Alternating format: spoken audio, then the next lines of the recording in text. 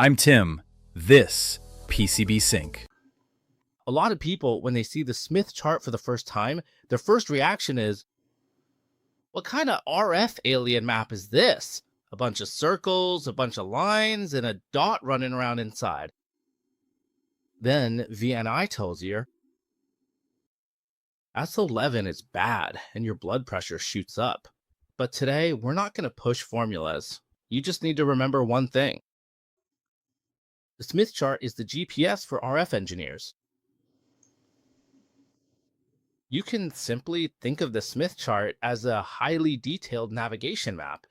This specific point represents your current load impedance, which essentially serves as the final destination you're trying to reach, which is 50 ohms. So the calculation process basically comes down to three questions. Where is the load point? Where's the center point? What component should you add to bring it to the center point? So don't look at those complicated circles first. Find the center point. The center point is the key. So what about now? I found an online demonstration tool. On the left are some selectable components, and on the right is the Smith chart. Now we can see that its default impedance is 50 ohms. RE equals 50, IM equals 0, which means 50 plus 0 ohms.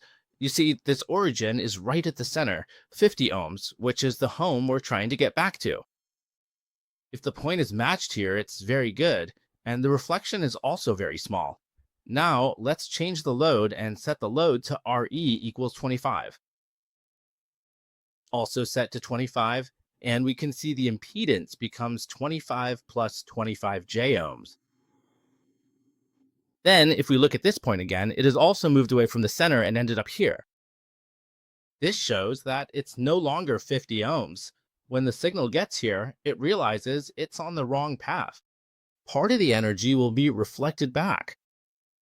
This is what we call reflection. The point has shifted, so VN will start to teach you a lesson. So we can add some components, capacitors and resistors. For now, I'll add a series capacitor first.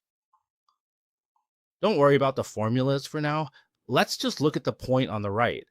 I noticed that after adding the capacitor, it moved from here to here, following this direction. Now, let's try adjusting the value of this capacitor.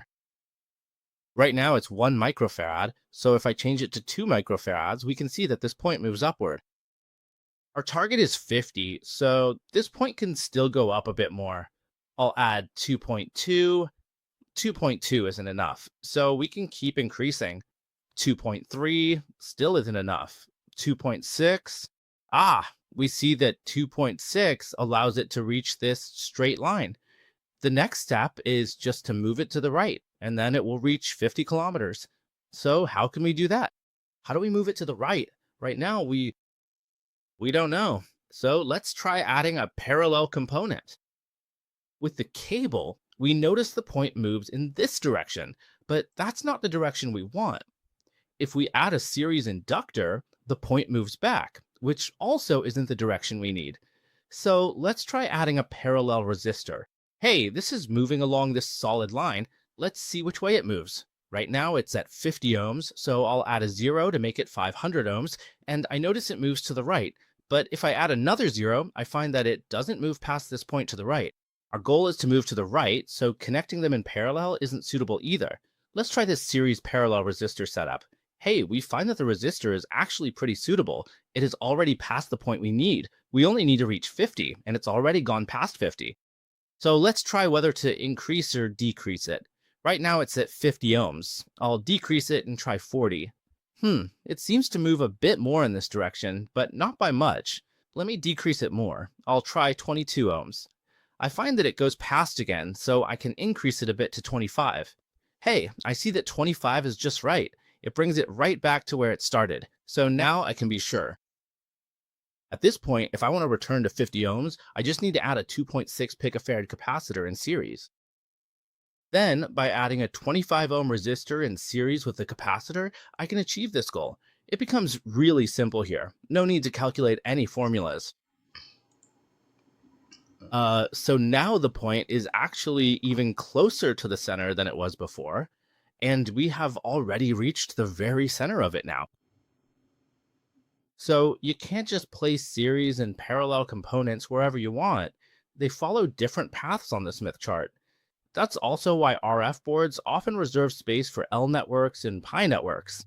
It's not for aesthetics, it's so you can swap out components during debugging and pull that point back to 50 ohms. When you change a small capacitor, you're not just swapping a part, you're actually rerouting the path for that point. In the end, let's remember 4 key points. First, the center is home. That's 50 ohms. Second, any deviation from the center means there's reflection. Third, series components are also a way to move along a certain path. Fourth, parallel components move the point along a different path. So the Smith chart isn't some mysterious book. It's the GPS for RF. Find the point, find the center, and choose the right component. Watch the path. Then bring the point back home at 8 o'clock. Thanks for watching.